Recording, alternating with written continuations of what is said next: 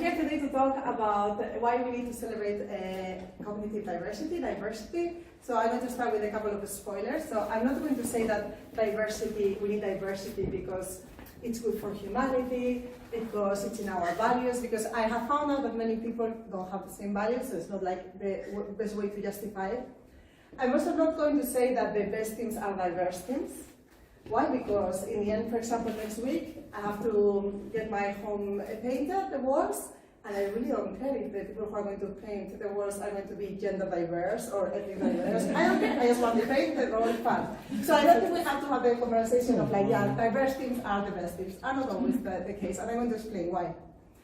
And then, yeah, I want to talk about why, in any case, we are here today in the International Women's Day celebrating, and we really need to celebrate. We are in a very special time, and we really need to celebrate why cognitive diversity is important and why this is a chance for everybody now here in this room.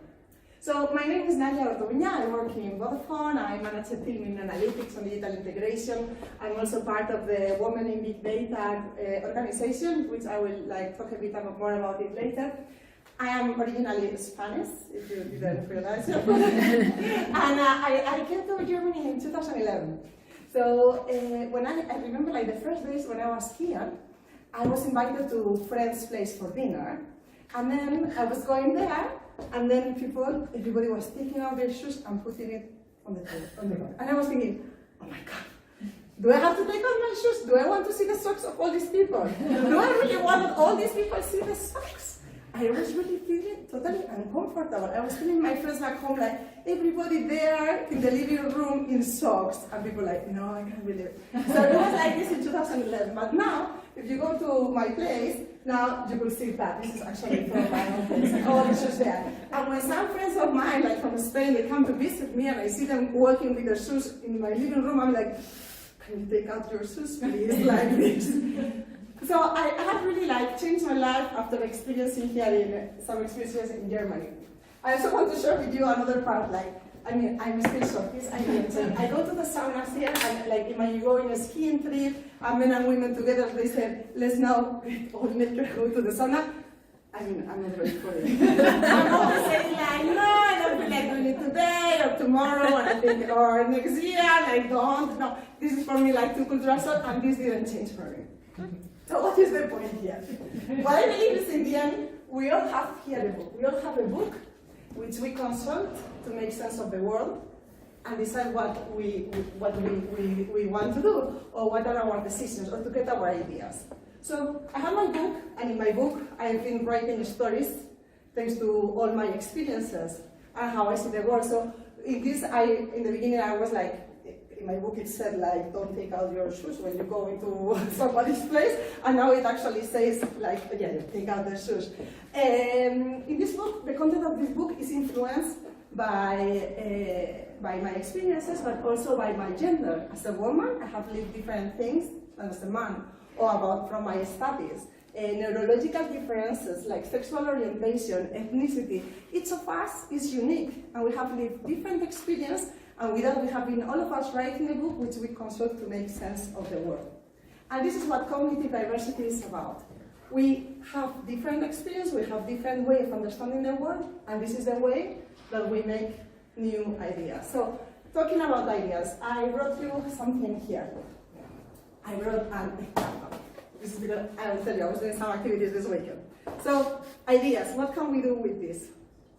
Somebody can tell me, what can we do with this?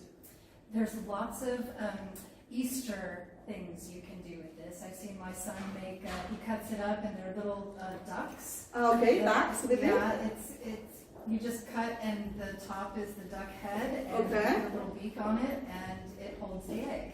Oh, okay. Very nice. Any other idea? What can we do with it? Somebody else has an idea? Yeah, you can fill it with things like a cupboard or fill it with things, doing something for Easter. I had also a friend who plays golf and told me here actually you can put some golf balls here. Mm-hmm. Somebody maybe says we can put some eggs also.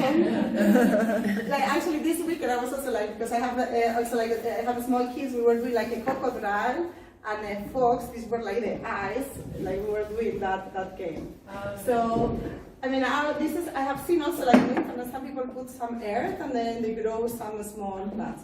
So when we want to think like, we want to here, like to get some ideas of like, what do we want to do here? Like maybe somebody brings these ideas of like, okay, we could organize some stuff here, some small stuff we can organize. And then you say, because I have this experience with my kid in Easter, we can actually do a duck here. I would have never thought of this becoming a duck. And then somebody can say like, yeah, I love gardening, and here we can do some things. Because in the end, everybody brings an idea based on the background of the experience of you with your kid in Easter, me with my little kids, the gardener, the person with the playing golf, right? So this is what cognitive diversity is about. If somebody has an idea and discuss it with persons that are similar to this person, they will all get the same idea. But if somebody has an idea and talks to a group of totally different people, each of them will have a different idea. And what is best? That when people have different ideas, they can become to a new idea that none of them would have thought separately. And that's why it's so important what we say of cognitive diversity. What happens, like the people that are going to paint the walls of my apartment next week, they are not going to have like a task of getting new ideas. They just have to do it quick. And historically, we have had a lot of tasks, like jobs that are now, we say that those jobs that may get automated are actually jobs repetitive. And for repetitive tasks, we don't always need like cognitive diversity.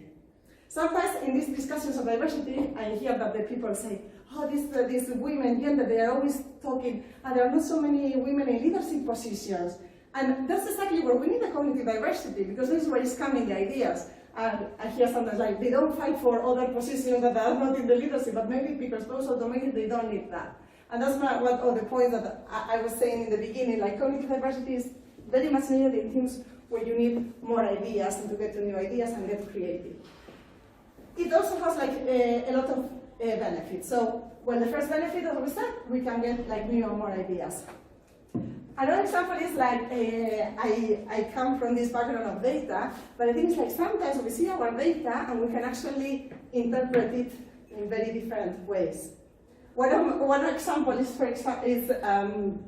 when we talk about human fertilization. So I don't know who of you knows which movie is Look Who Is Talking? Mm-hmm. Like, I am one of these children traumatized by the intro. In the credits of the intro, you don't know how it is, but it's basically appears like a music, like bam, and then there is an egg passive which does not say any word in a movie where everybody talks, and then a lot of sperm going like, hey, blah, blah, blah.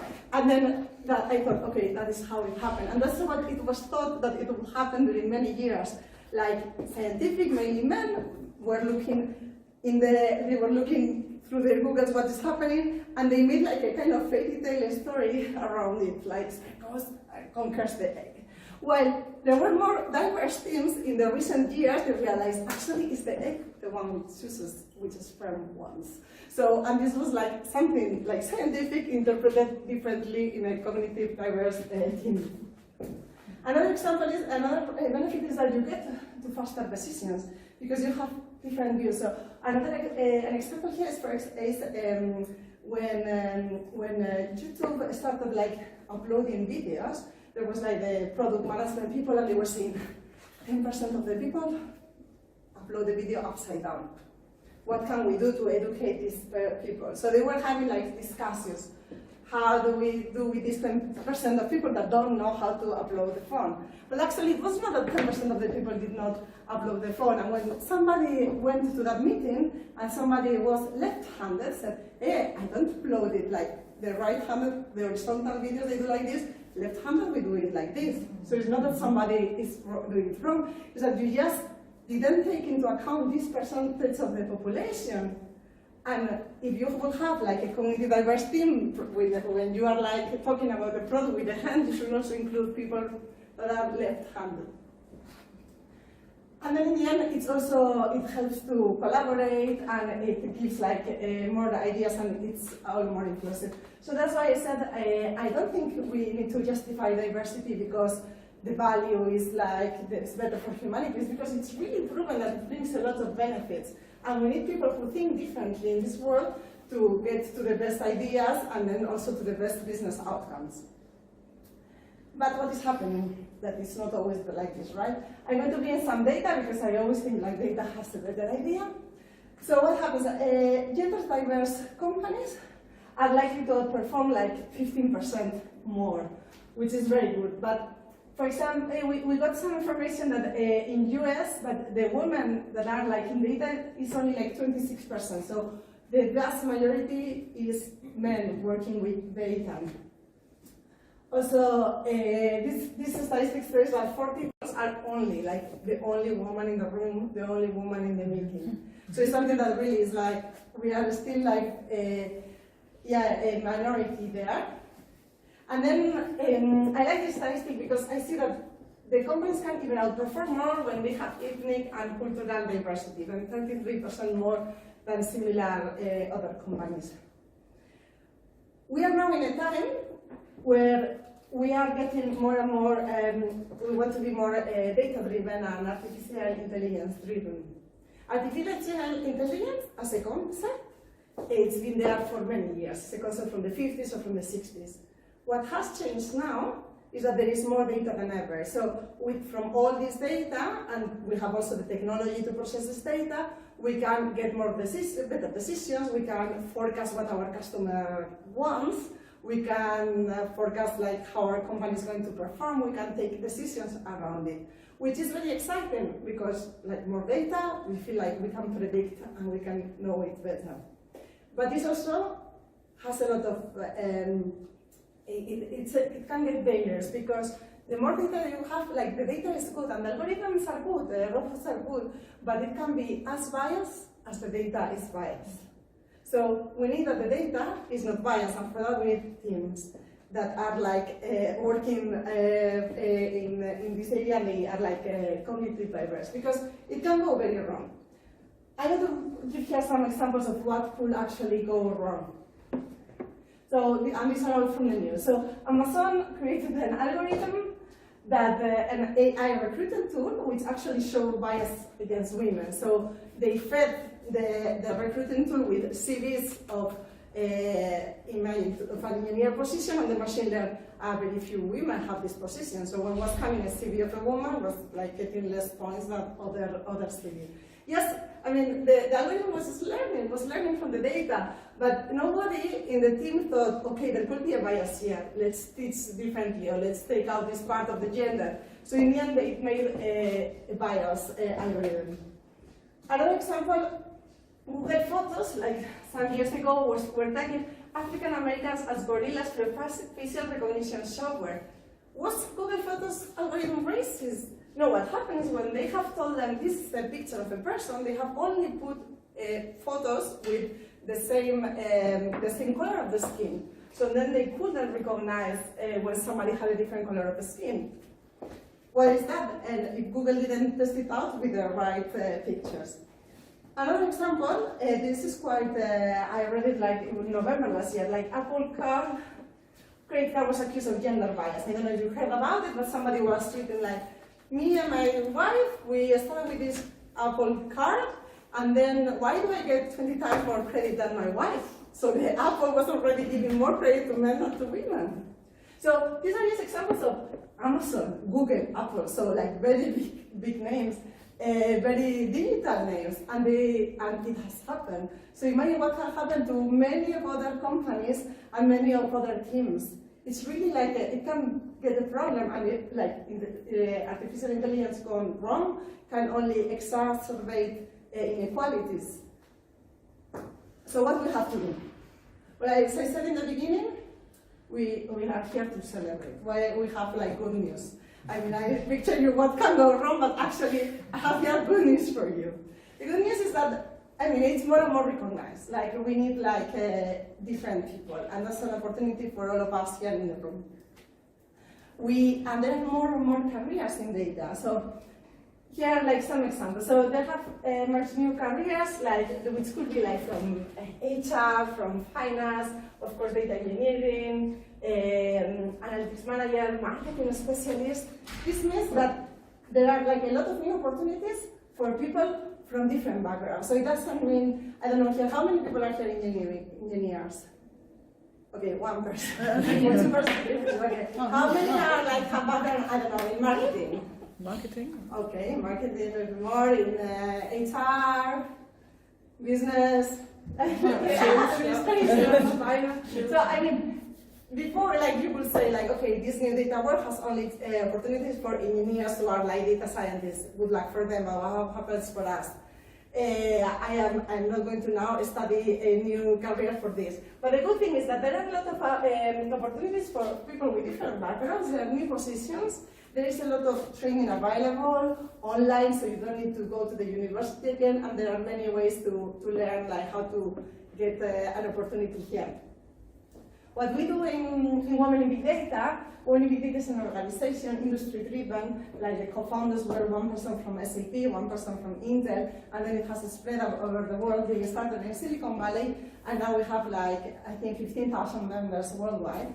And what we are doing is that we are like sponsored by many companies. This is just a few, and we host events and we guide the people and we give coaching about to help the people to get like a new position in the digital world. So not only the data scientists, but anybody at any age. Like how can you like improve? And yeah, we host events. So we have been here at SAP, and yeah, we're planning to do more things together. If you want to know more, I mean, I can tell you later more about this topic. So, just like in the end. So what we need is this. We need a lot of people with different books that understand the world differently and can get more ideas, less bias. How can a company ensure this? So we should let each company should include diversity in vision, in the strategy, in the culture. The recruitment and development has to be like trying to get like different talent. And also mentorship and events initiatives, which I know that here you do it very, very, very well. So just as a conclusion, I just want to let you know that, I mean, diversity is a win. It's a win for new ideas. It's a win for hiring and retaining talent. It's a win for the business. So it doesn't have to be like, sometimes in this like today, in international, people say, oh, but why will I hire somebody because he's a woman? I mean, diversity is never a trade-off of excellence. It's like when you bring people with different backgrounds, they're going to have more ideas, full stop. Like, where are these conversations coming from? And that's why I like to always like justify with facts why it's better. It's not like we need more diversity because it's good for the world. No, it's actually good and it's proven that it's important. And now we have a lot of risk if we don't take this seriously. And I think each of us is responsible to promote diversity. So I think it's fast, like we should encourage like people different to work together because it's best for all of us. So if you want to continue the conversation, I have put here my LinkedIn. I'm very active, my Twitter. I have started like sharing all I know also in Instagram. So I welcome you to contact me and we can continue with the conversation. So good. Thank you.